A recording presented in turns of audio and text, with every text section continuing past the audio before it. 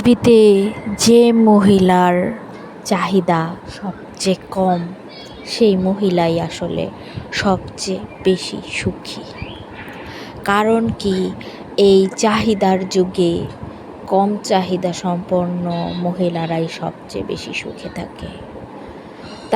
যাদের চাহিদা সবচেয়ে কম, যাদের একটা ড্রেস হলে হয়, না হলেও না হয়, যাদের একটা ব্যাগ হলেই হয়, না হলে আর নাই, কোনো চাহিদা নাই।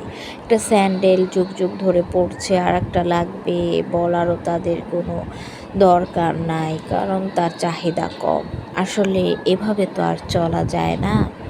কিন্তু কিছু কিছু মহিলা আছে এভাবেও চলতে পারে, আর এভাবে চলেই তারা তাদের চাহিদাটা কম রাখে, আর তারা কিন্তু সুখীভাবে জীবনযাপন করে, সহজ সরলভাবে। তাই পৃথিবীতে যে মহিলার চাহিদা সবচেয়ে কম সেই মহিলা সবচেয়ে বেশি সুখী, আপারা ভাইয়েরা।